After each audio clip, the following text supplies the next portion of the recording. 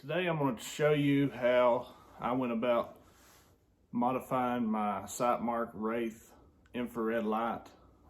This comes with the 2X HD and the 4X HD models.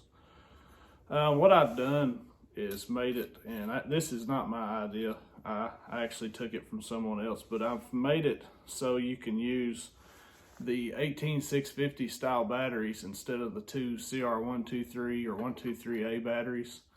That makes it a little easier for me because I use those batteries in some other equipment. So the big questions that I've been getting is how do I get this thing apart? So hopefully I'll be able to show you that today, and I think I'm going to be able to do it with just a pair of needle nose pliers. I used a pair of C-ring pliers last time, but I think I can do it just using these. So let's get into that. So here we have the infrared light from the Sightmark Wraith 2X and 4X. I use mine on a monocular. I use the Coyote Cannon on my light primarily, but this made it a lot easier for me. So first off, you want to remove the battery cap. Set it aside, pull your battery out. So you can see 18650. Set that aside. And next, what I did, hopefully I can do this easily as I did the first time. Slide these needle nose. You'll notice there's some grooves down in here. So I took and slid these in there in the grooves. Lock those in. Give it a good twist. Up, yep, there it comes.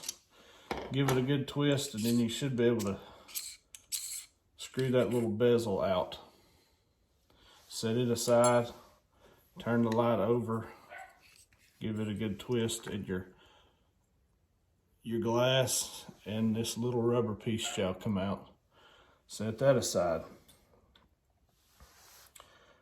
So, and now I may not be able to leave this on here, but next, screw your focus ring down.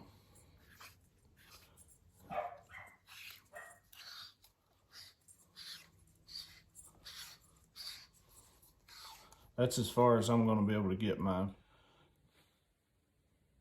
Okay, so take two. I did have to take the mount off. I couldn't get the focus ring down far enough, so just loosen the two screws and slide it off the back. Then you can twist your focus bezel as if you were putting it to flood and take it all the way off of the back. And it has an O-ring in it that needs to stay in there. If it comes out, just put it back. Set it to the side. So now what I'm going to do is, I used electrical tape before, but I'm going to use some of this masking tape now. Hopefully it will keep it from scarring.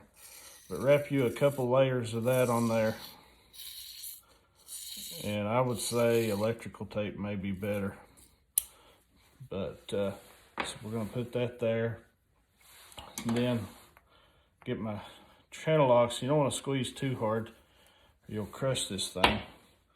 But again, put these pliers in the groove here, just like so. Again, those two little grooves. And last time I used D-ring pliers, C-ring pliers, whatever you want to call them, but I think these needle nose will work. So give it a good squeeze. Like I said, you don't want to crush your, squeeze too hard and crush your pipe, but this is the reverse threaded part here. So you're going to put those needle nose in there like so. Give it a good clockwise turn. Oh, it just broke loose there, as you can see. Let me see if I can show you that now, that it is in fact loose. We can twist it there now with these.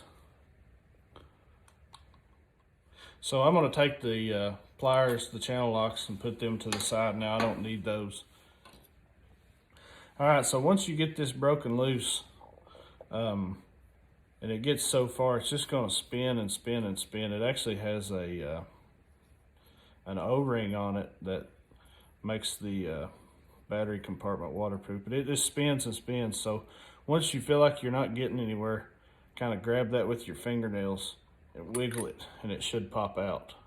And then you'll have this. And make sure to take good care of your IR peel. Set it somewhere safe. I'm gonna put mine over here out of the way. And then we have what everybody's looking for, the tube. So here's what that looks like. This piece here, this threaded piece, actually does come off, and it's threaded under that. But when I put mine back together last time, I put Loctite on it. So I'm not gonna attempt to break that back loose. As you can see, when I was drilling it out, my holding device at first kind of slipped. That's when I shifted to the channel locks and the electrical tape. And I will say also, you can see this masking tape didn't hold up too well, so I would say some kind of Gorilla tape or electrical tape would work better. So anyway, once you have that off, hold it, do your drilling, and put it back together, and hopefully everything works. But I hope that answers all you guys' questions. So hopefully you guys can do it, and I really like it. It saves me some room in my backpack, not having to carry that extra size of batteries. And yeah, so if you have any other questions, let me know, and good luck.